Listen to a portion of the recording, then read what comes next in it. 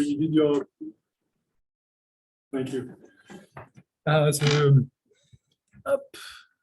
That is it. So Amita did a PhD in condensed matter physics at IIT. Then you moved to work with Professor Cole, which a lot of us have either known or know by name. And then you're back to IIT. So thank you very much for coming a long way, and please, the floor is yours. But this is a different IIT than the one I did my PhD from. That was IIT Kanpur, and this is IIT Delhi. So I'd like to thank the organizers for inviting me here. It's a pleasure to be back after about almost a decade. And I'll be talking about magnetic field evolution in electron beam plasma system.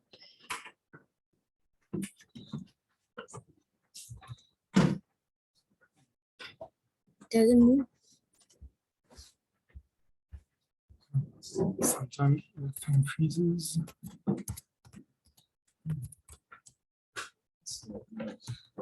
Perfect. So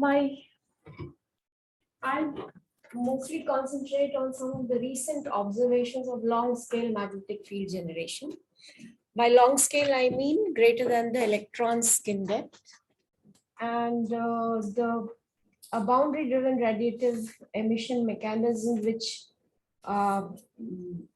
theoretically we feel explains this kind of long-scale magnetic field generation in such a system. And for that, I'll briefly provide a background of research that we have carried out earlier in the context of turbulent magnetic field observations. Finally, I'll pose certain open questions, and I'd like to have inputs from experts here who are working on astrophysical plasmas to know the relevance as well as some similarities with certain astrophysical situations. So electron beam transport is an important question. Understanding electron beam transport is important because electrons are very easily, you can accelerate them, and they can be, they can have a lot of energy. And unlike lasers, because if you want to heat a plasma, and you want to send energy through lasers, the lasers cannot penetrate an overdense plasma, but electrons can go inside. And so one can pack energy in electrons and make them propagate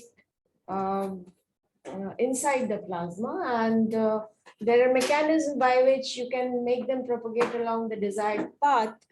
And there is still research, of course, going on in this direction. And you want them to stop at a desired location so that the heat, the plasma at that particular localized location can be heated up. And this is important in the context of several applications. For instance, the fast ignition concept of laser fusion utilizes this particular mechanism because compression is easier. And so what one does there is one compresses a cold plasma and then sends a laser, but the plasma is overdense for that. So the laser transfers its energy to electrons at the critical density surface, and then the electron beam propagates inside. And one hopes that these energetic electrons will stop somewhere within the target and heat the plasma to create an ignition spark.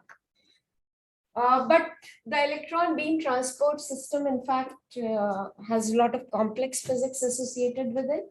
It's fraught with instabilities and turbulence in nonlinear regime. In fact, in some sense, turbulence comes as a savior in this particular context, because otherwise the energetic electrons will go past the target.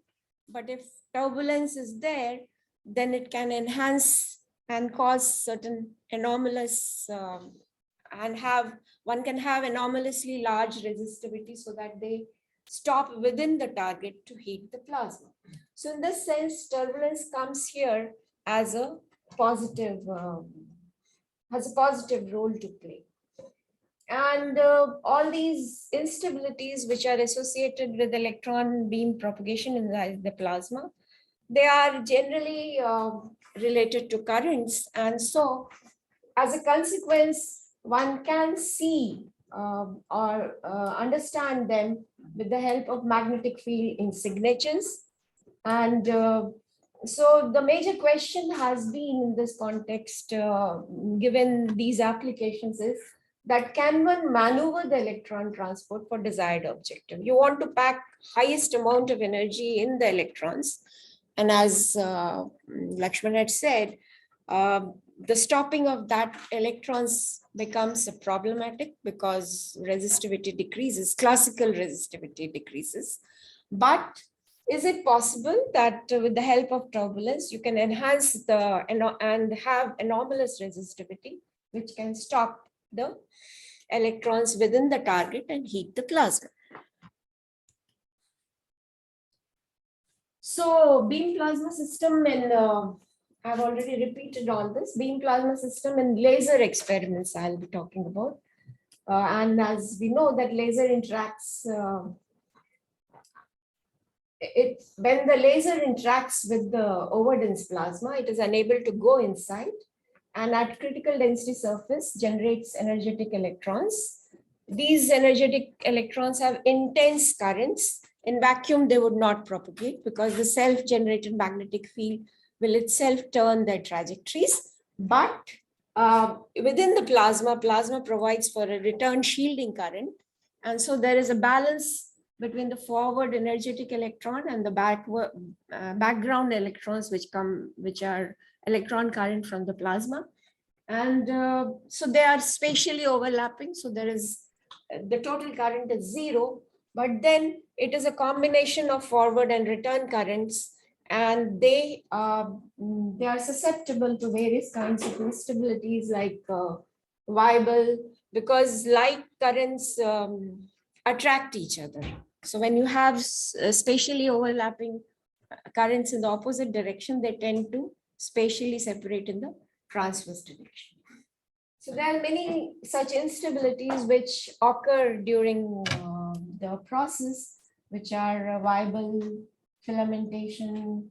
Even once they get separated, the possibility of Kelvin-Helmholtz instability also is there.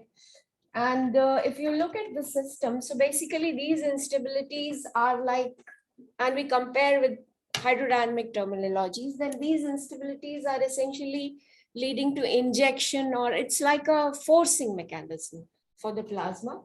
And they are injecting energy at specific spectral locations. And their growth rate and nonlinear saturation, in fact, define the duration at which they are operative. So laser experiments in some sense is a little unique. One is not looking for a stationary, fully developed turbulence. One has stirred the plasma by this intense laser beams and created electron currents. And they are now susceptible to multiple instabilities which occur at different times. So there is a non-stationarity associated with the beam plasma system in laser experiments. And obviously, since these instabilities, as we have seen, they occur at different times, their influence in spectra is different. And in the non-stationary phase itself, at times one is interested in the transport of electron beams, because the energetic electrons are coming and they are interacting with this evolving turbulence system. So one is interested in transport properties in an evolving turbulence medium. So that becomes quite challenging. And these issues like nonlinear fate of the instabilities, turbulence in evolving systems, and the electron transport, whether it's classical or anomalous, these are some of the questions that we need to understand for this. So in fact, early 2000 onwards, just after I got back from UCLG, we started addressing some of these issues, and we had collaborations between IPR and experimental groups at TIFR and IIT Osaka. And now that I have moved at IIT Delhi, so IIT Delhi is also involved.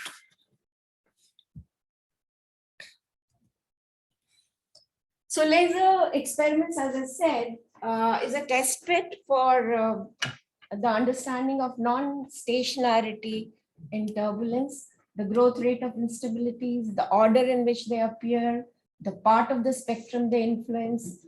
It all may have a role depending on the application one is seeking. So this needs to be understood very carefully.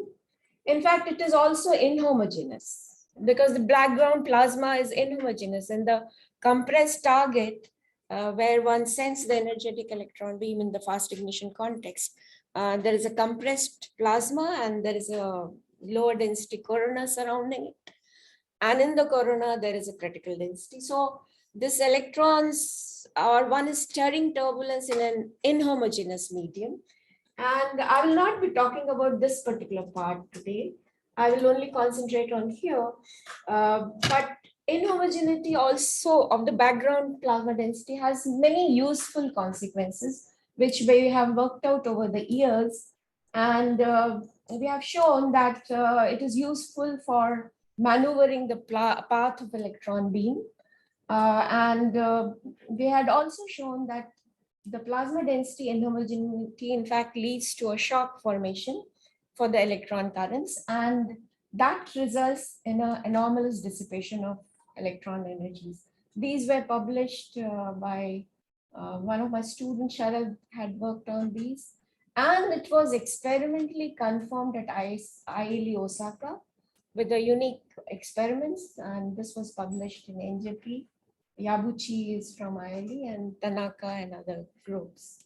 We published where this mechanism was confirmed. So today, anyway, I will be talking about this particular part.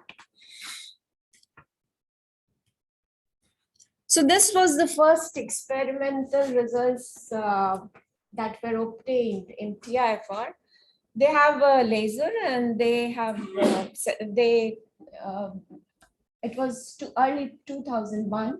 So when, the laser, this was a pump probe experiment. So there was a pump laser beam, which was incident in the target, which ionized the target immediately.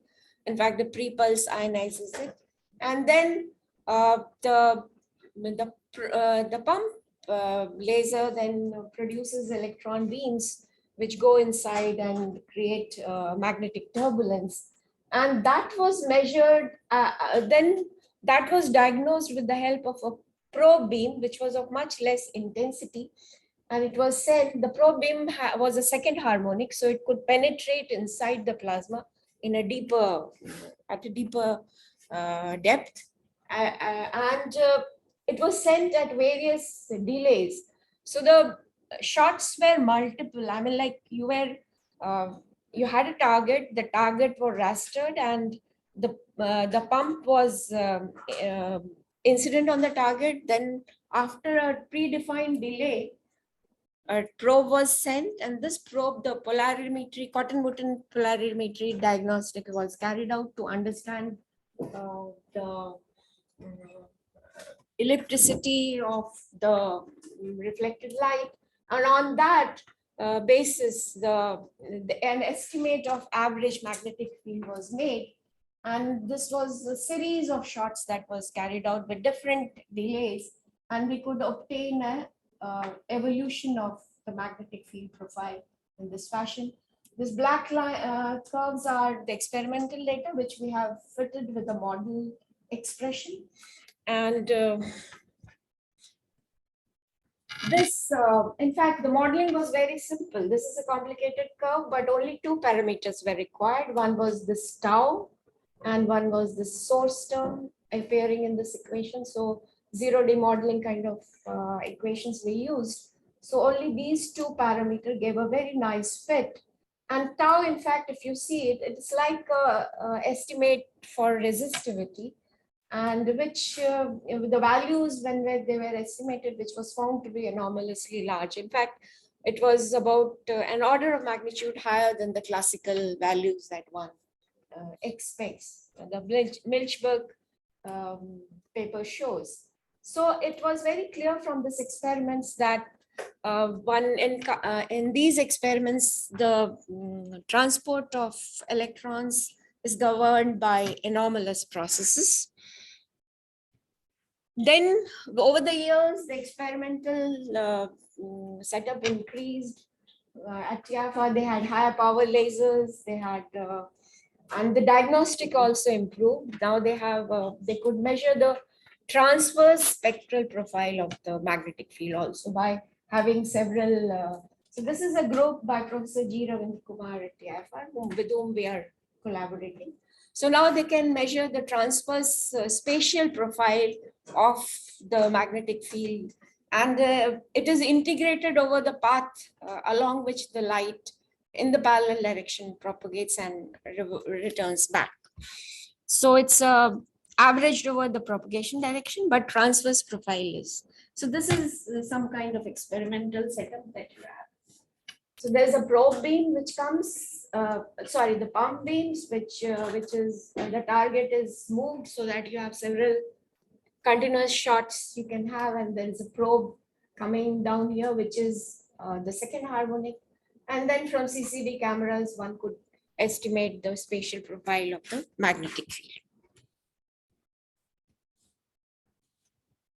So then the spatial profile you can see, it shows very random structures in the magnetic field. There are filaments of magnetic field which can be shown, which are clearly evident. So this provided a direct evidence of turbulence in hot dense laser plasma experiments.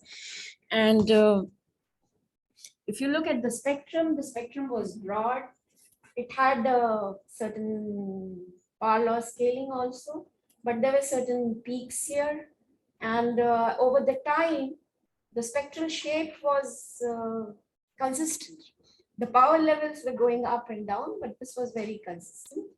And so it is another evidence that, in fact, the fluctuations are turbulent. So the major features of these experiments that there were of many years of data, several thousands. So data was enormous, several thousands of shots, and various targets were employed. They were repeatable, reliable, and well established. Now, so this next, what we tried to do is that we tried to do these experiments by watching longer in time and probing deeper regions. So the experimental techniques were carried out for the third harmonic.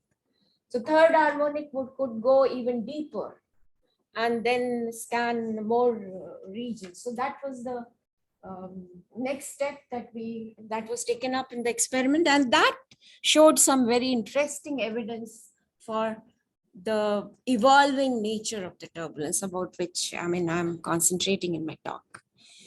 So like you can see that first 1 to 17 picosecond, this is the evolution, and the power scaling seems to be very similar, but as time goes on, there's a kink appears, and we look more detailed, there is a very pronounced kink, and there is a two slope which appears very clearly. So this was a spectral kink that you can see. So so it appears at quite later times, 49 to 75 picosecond. And if we calculate the location of the kink, that corresponds to the scales of ion gyro radius. And in fact, it occurs at time scales where ion magnetization starts, and the ion dynamics becomes important, and ion magnetization becomes. So we estimated it, and typically you can see for the target, they had aluminum. So the gyro frequency was around 12 picosecond. For B, typically 20 megagauss or something. That is the typical average value that one obtains. The gyro radius was around of the order of micrometers, and the king occurs at 0.5 micrometer inverse, that is at the gyro scale. So we felt that the kink appeared at a location which separates the MHD fluid on our ion scales to that of kinetic alpha. So previously, at the early time scales, we had only electrons participating in dynamics, and as time evolves and a later scale after 2012 picosecond or so, the ions have started participating, and not only that, you can clearly distinguish the regime where the MHD fluid or kinetic alpha regime would be valid, because so this is the picture that we envisaged, and the scaling, if you look at it, although we cannot be very accurate in saying what would be the spectrum, but at least it could be said that this side is shallower than -2, and this side is steeper. So, and that indeed what is the theory by Boulder et al. Predicts that if you are at longer scales, the spectrum is either this or this, which is shallower than -2, and at shorter scales it is steeper. So that also is consistent. So it provided evidence of evolution of turbulence. Electrons, so first electrons take energy from the laser, form a current, and it's something like a EMHD regime where you have a scaling of -2 and something like that. Ions are at rest, and this happens during the early times. Later on, the ion motion starts, and after tens of picosecond, ions also start participating. So we see an evolution of turbulence, and we also see a transition of mediation of turbulence from one species to another.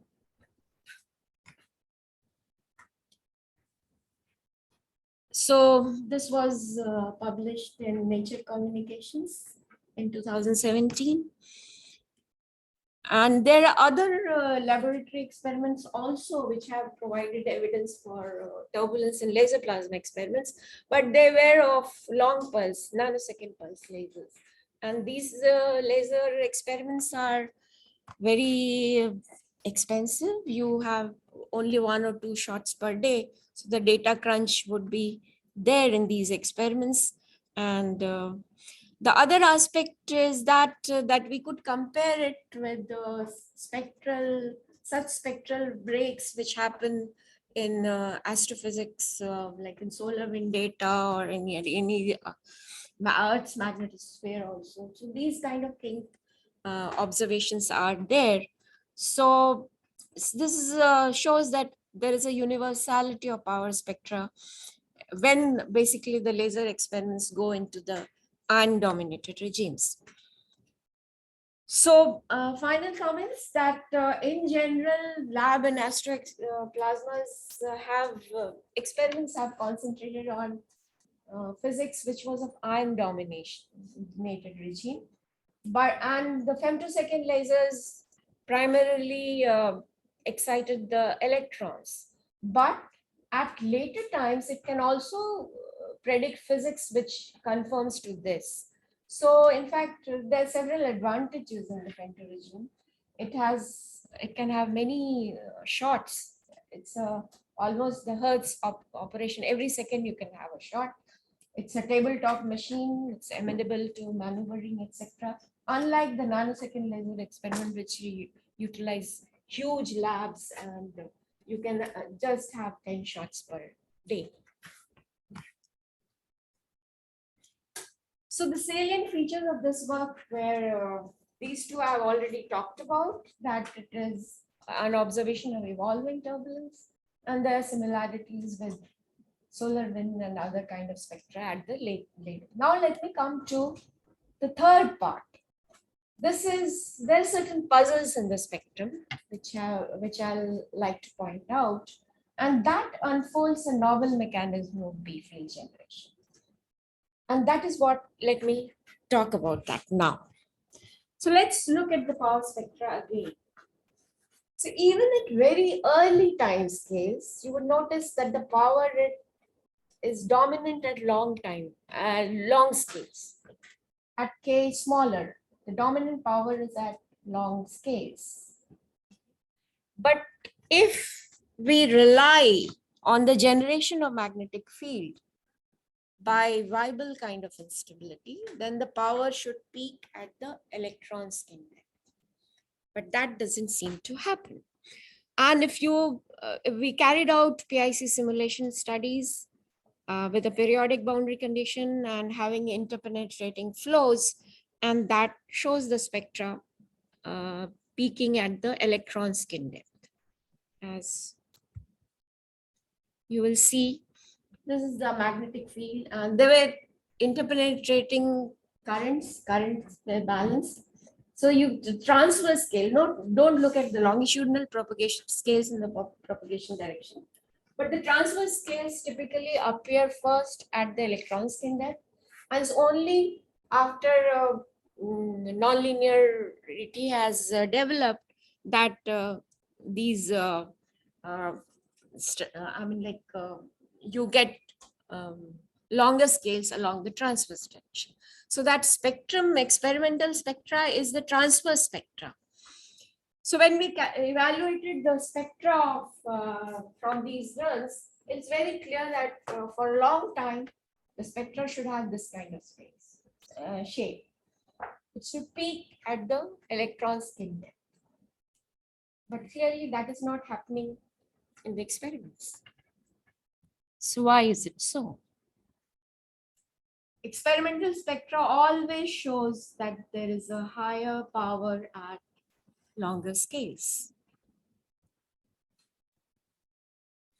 In fact, 3D simulations in early 2001 were also carried out by Sentuku, and there also the magnetic field structures were typically observed at skin depth scale, and it's only that after in a nonlinear regime that these current sheets, etc., they coalesced and form bigger structures that happen. But otherwise, the simulations show that the structures that form because the Weibull destabilization is always at the electron skin depth.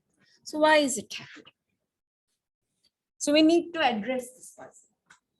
There are obvious differences between experiments and simulations. In simulation, all this that I showed and Sentuku simulations, they were all with periodic boundary condition. That means infinite cross section. Whereas in experiments, you have a finite laser spot size, and that decides the transverse extent of the beam. So the beam is of finite size. And here in simulations, we are taking no currents to begin with. I mean, in the simulation, there is complete current balance. So we started from an equilibrium with complete current balance. But in experiments, there can be a little mismatch. So there can be finite currents would exist. There can be, simulation was strictly non-divergence, homogeneous density, and so on. Here, beam could be divergent, density could be inhomogeneous, and so on. So which of these differences is crucial? That we need to find out. So we carried out simulations with a finite transverse extent. How much time do I have? I can go on 15, 20 minutes. Half an hour, great. So we have, so you can see I chose a transverse profile to be finite, and these were absorbing boundary conditions. Still complete current balance, you get structures which start at electron skin depth, and they are indicative of Weibull destabilization process. Now with the little, what we did is that we added a little finite current. So there is no complete imbalance, but there is finite current. Now what happens?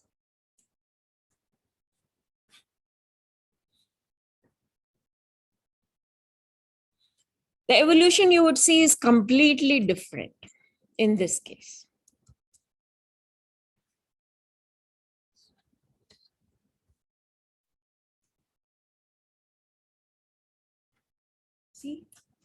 this and this structure size of the transverse size of the beam, very different. And then it's only later on that viable kind of structures will appear, and the edges you will find the Kelvin-Helmholtz instability. Now you can see that oblique viable structures have started appearing. So there's something to do with this, that you need to have a finite current and a finite size. Boundaries are important. We repeated this. I mean, like in an infinite system, even if you have finite current, constant current everywhere, this will not make any difference. And this indeed doesn't make, because current flowing everywhere will have no magnetic fields for a uniform transverse direction. So the boundaries do matter, and finite current imbalance really does something different.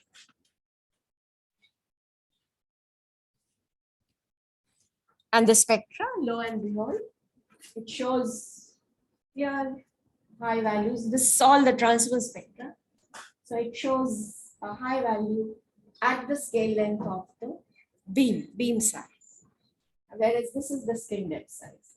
In the other case, we always have higher values at the skin depth and a little around that.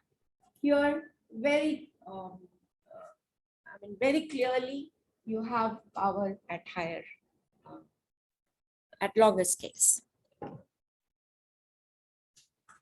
Now you might say that, okay, if you have finite current, there's always, to begin with, there is always a finite value of magnetic field. So what is the puzzle about? But you see, if I compare these two cases where Jx is 0 and Jx is slightly finite, to start with, indeed, there is a finite higher value of magnetic field, but it grows much more rapidly and saturates also at a very, this is the log scale. So saturates also at a very high value. And not only that, the long scales also grow. So that was also verified. So how do we understand this? In fact, streaming flows have a free energy source, and unstable excitations are usually negative energy modes. So if you have dissipation in them, be it collisional or something, then the instability is bound to occur much more properly. I mean, like, it will be faster. Here, what is causing that dissipation? And I'll show you very clearly that it is the radiative emission which is happening from the edges that is responsible and provides the appropriate dissipation for this mechanism to be operated. And we provide this clue to this by theoretical calculations, which I'll show now. And there are certain characteristic features of this new effect which needs to be explored, and that can be important. So we did this simple calculations. You must have seen that in the evolution, there was no variation. This is the propagation direction of the beam. So this is X, this is the transverse Y direction. So we chose a finite Y width in which some electrons are moving this way and some electrons are moving this way, red and green. And the remaining here are the background plasma, which is, so region 2 is the region of action.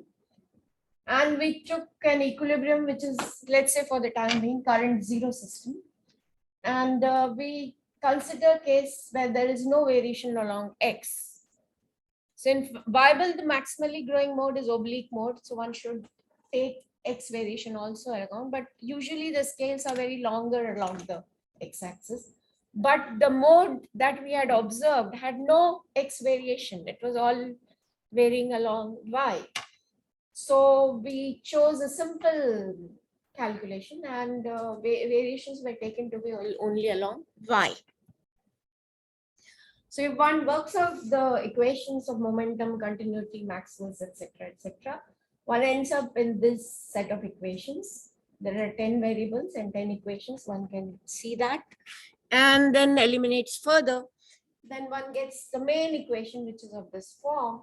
And you have F2, G2, which are in this fashion. S1, S2, S3, S4 are these, where this is density, this is the relativistic factor, and this is the velocity.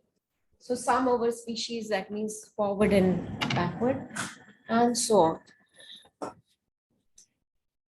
So now, if I integrate that main equation along y, then and assume that we are only looking for the purely growing modes, then omega square is minus gamma square. And I substitute it here and integrate by parts. There is this term comes, and there is this particular term that will come. Now, this term, in fact, is like a radiative term because this is related to Poynting flux. It can be shown, and it goes from the two boundaries at A and minus A. Now, supposing this was absent, which will happen in a periodic case. If periodic case, you will never have radiation going out. So if this is absent, then we have to have this is equal to 0. And if you look at F2 and G2, all this integrals are positive definite. And so F2 has to be, so this term should balance this in that case. And F2 has to be of opposite sign. G2 is positive, S2 all are positive. So F2 has to be opposite sign. And if you look at this equation, then S3 typically comes out to be very close to 0 for a balanced current system. And if you have gamma as low, then only the sign can change. So gamma low means the growth rate is small. Then only sign can change and you can have a balance between this and this. It also tells us that in this case, if you want to have a balance, this is already defined, then this the scales of the fields should be high. So you should have smaller scales. Then there will be a balance between this and this. So that is what the Bible does. Now, on the other hand, if I assume that there is a finite width and this term is finite, although in that case there is a catch, because in that case the equilibrium is not the correct equilibrium because you have finite current, there will be extra, the V cross B forces will there in the definition itself. Now I suppose that, okay, they are very small, which I have not proved, but at least if I take this and then take this equation to be still valid, then I have this boundary term. Even for a larger gamma and F2 changes sign, then this term can balance these two. So the radiative emission can balance these two terms and I can have instability, which is distinct from the Weibull instability. This, the sign of the terms are different and this is happening because of the emitted radiation. Now, why finite current was required? The plasma will not emit on its own. Something like antenna should be there. So when I take finite Jx, actually that graph I missed putting it here. When I take finite Jx, that Jx doesn't remain constant, it oscillates over the beam width. It is, we saw that it is oscillating. And that acts like an antenna and emits radiation outside. And this dissipative coupling then excites instability here and generates the long scale magnetic fields. So the boundary terms become important. And then obviously we faced questions from the referee. We have limited computational power, so we had to struggle a lot. So referee posed questions about 2D versus 3D, etc. So we did finally make runs on 3D also, and you can see the clear distinction and the three phases where the instability occurs. So this is the beam. You can see that now it will radiate outside, and it's the The Bible, etc., will come at a very later phase. In the color plot, you can see this is going out. At the edges, this is Kelvin-Helmholtz forming. And here you will see some oblique structures, which is like viable. So this 3D also confirms that. In fact, snapshots I'll show. These are the snapshots of density and magnetic field. At early times, this is the long scale. Long scale in the transverse direction.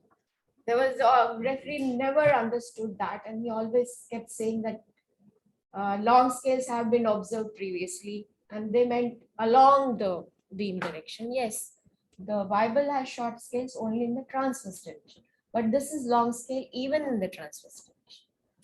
So this happens at a later phase. You will see that something oblique appears here, and the edges you will see the Kelvin-Helmholtz vortices appearing very clear in the density plots.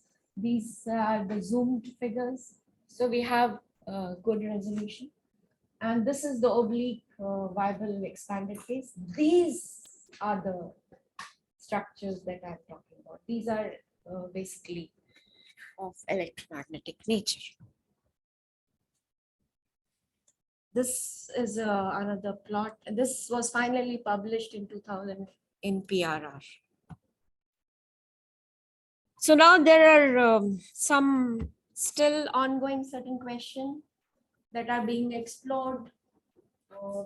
One is whether the sharpness of the beam that we chose, that made a difference. What was the current profile, etc. We showed that that doesn't make a difference. You still get power at long scales. What is the characteristic of the emitted radiation, that we are figuring it out? And we see almost the frequencies, we have to identify it with a very good resolution, is typically along the, plasma frequency, or it could be upper hybrid also if the quasi-static magnetic field is high. So we have to see that. The timing of the various processes, although we have shown that the long scale appears first and the Bible later, can we do more to convince this? So here we have made some progress, and I'll show that. And the fourth question or fourth point that I have is that it appears to me, and I will open it to the astrophysicist here, I'll ask them. It appears to me that it is something like an electromagnetic counterpart of the fundamental mode of star, which gets driven by dissipation, which arises through gravitational radiation. This was worked by Chandrasekhar and others. I'll give that reference, where they have shown that these rotating stars, when they emit gravitational radiation, that acts as a dissipation to excite an instability. So perhaps this is a electromagnetic counterpart for that. So this is the plot showing that current profiles don't make a difference. You still get higher values, high power at longer scales, and the emitted radiation. This we also added vacuum. There's a beam width here. This is a plasma and vacuum. And this is a plot of y versus time. This is not x. And from the slope, this was the electromagnetic CK dispersion relation. Inside the plasma, the slope is steeper. So because the plasma effects are there. And then there are a lot of other modes, because you can see that there are other signatures which have different slopes, and they need to be figured out. So in vacuum, slope matches the speed of light. In plasma medium, steeper slope indicating higher phase speeds. And this we are figuring out. So now again, as I said, we wanted to have a convincing another experiment. We have seen that higher power, at very early time scales of 0.2 picosecond also there's a power at long scales, but can we identify it more clearly? So there was a new kind of experiment that was devised. So you have pump beam coming from this side of the target, and probe was put from the opposite side. So how will it help? So you have a plasma, which goes this side, and then there are two critical density surfaces now. So if the probe was coming this side, this region of the plasma was already disturbed. So it was integrating over disturbed region and evolved turbulence region. So if we just want to see what happens just at the tip, at the very beginning, if we probe it from this side, then the beam is coming here. So at the front edge also these similar phenomena will happen. So the beam will probe only up to the critical density surface, and very beginning spectra can be seen, observed by this technique. So this was carried out by TIFR, and let me come. And indeed, that's what they observed. Very nice thing, that there was a power at long scales. There were absence of power at skin depth scale. And so there was clear dip. Skin depth scale, I mean, you get it from Weibull only. So this was clearly, there was a deficiency of power. We did then compared it with the simulations where we injected the beam. We had a transverse profile now of the beam itself. And then we took a region which, and did the Fourier transform only in this region. And we moved this particular region as the beam was approaching. So we were also carrying out the spectral analysis only at the tip, where at the beginning dynamics could be observed. And we also saw the similar spectra, very similar to experiments, that you have long scale and there is a certain deficiency of power at the skin depth scales. So they compare very well. So finally, let me try to summarize. There are three distinct phases of evolution that we observed. There's a long transverse scale of B field generation at radiation time scales, and KH like instability at the edge. Weibull occurs on the bulk. And it explains the experimentally observed spectra at long transverse scale of the magnetic field. Radiative losses act as a dissipative coupling for the excitation of instabilities, and spectral characteristics at early phase captured in experiments and simulations are consistent with the new mechanism. So, so finally, it provides an understanding of a faster mechanism of long scale magnetic field generation. This I've already talked, that counterflowing systems support negative energy mode. A system wants to relax to lower energy state, for which it requires dissipation. Here that is fulfilled by the radiative process and triggers instability mechanism. And I feel that it has analogy with the fundamental modes of star, whose instabilities are driven by dissipation or gravitational radiation. And this was Chandrasekhar-Friedman-Schutz mechanism. They call it like that. So perhaps it is an electromagnetic counterpart for this particular mechanism. And I would like to know, if I don't understand much of this, so I would like to seek help from astrophysicists. And also, if there is any relevance in astrophysics, I would be very happy to interact with them. Thank you very much. These are the collaborators for the this, and there's one publication in the long scale, the other one is in. Thank you.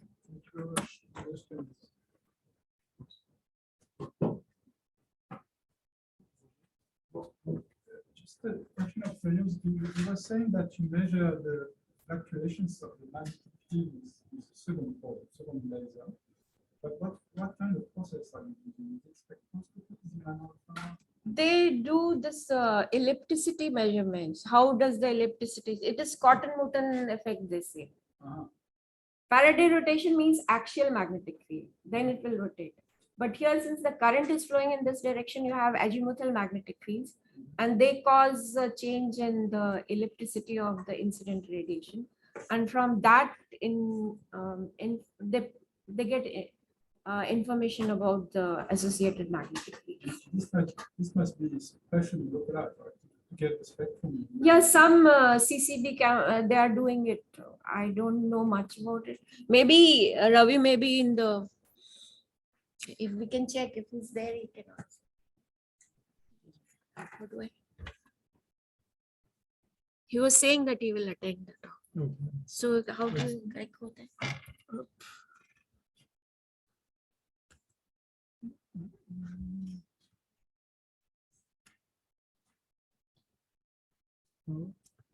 If he wants to speak up, he can. So Ravi, are you there? Can you? Can I see the list of participants? Yes, you can. Oh, there are only There were four. only 4. Yeah. No, he has not come. So they have some techniques. I don't know. So I had 2 questions, actually, a simple one first. To deal with the destabilizing the negative energy wave by radiation. Have you tried changing the boundary conditions? I mean, in other words, that has to work by basically an outgoing wave boundary condition, Yes. right?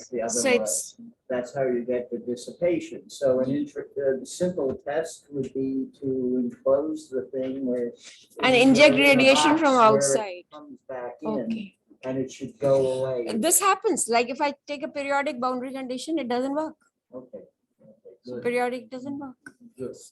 But if you're saying that, okay, if I inject radiation from outside, and I don't know, that kind of. Well, it would be different. That would be And different. the other question is, how does this story of the earlier part of your talk, it wasn't clear to me how it fits or doesn't fit into the conventional theory of alphanic turbulence. And you have this picture of large scales that are magnetohydrodynamic, and then you go to ion scales, maybe some kinetic alphane, and then you continue along merrily to electron scales, and you get more akin to EMHD.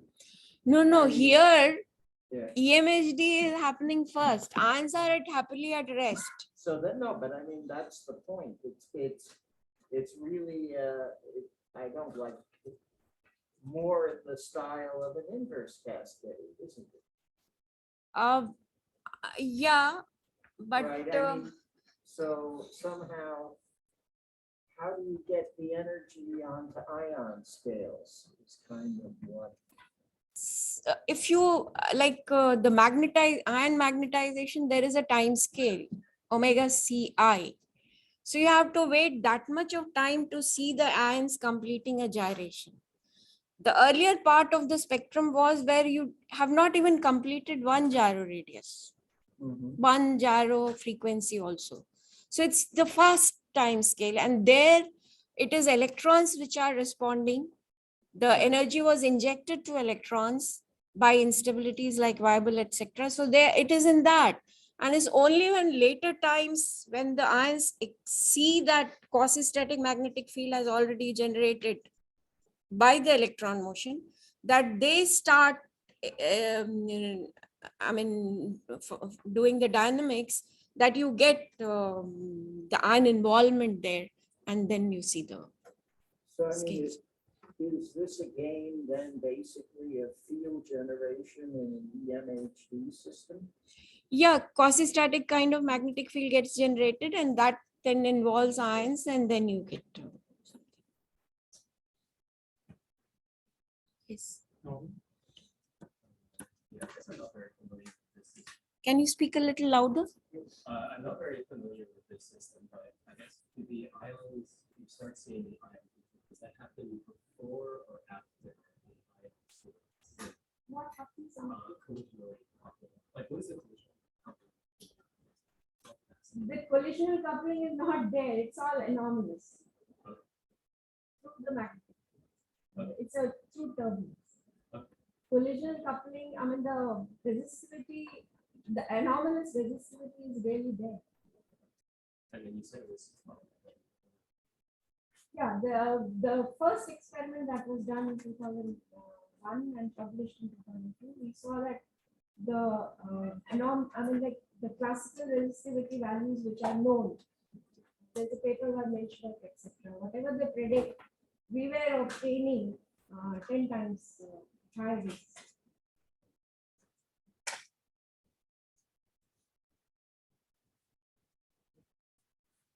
Rita, can you just say a little bit more about what you have in mind astrophysically? What sort of objects or phenomena are you seeking to explain?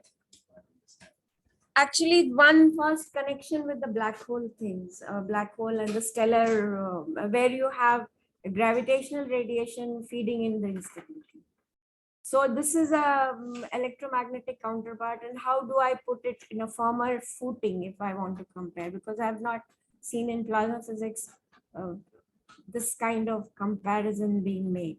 So this, if something can be done on firmer footing in this direction.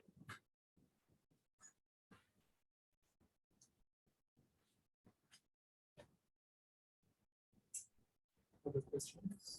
And also, if there are astrophysical instances where the jets, etc., the electron dominance is there. What are those situations where you have electron dominated phenomena? So they can be captured in the lab astro kind of.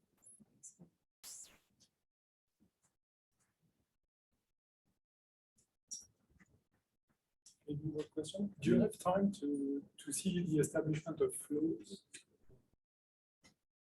Do you have time to see the establishment of flows, or is everything just too fast for flows to establish?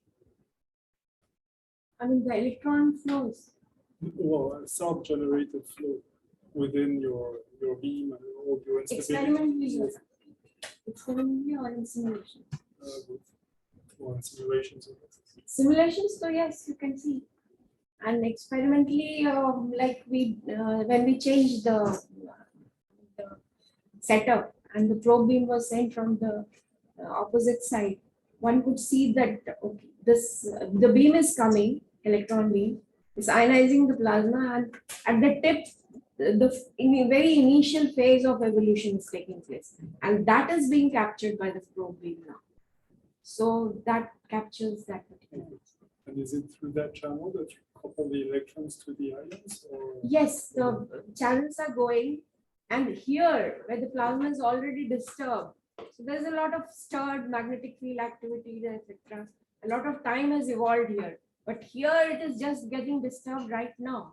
So here where a lot of time has happened, ions would start participating, but at the tip, it is always the electron dominated, and that also the very initial phase of.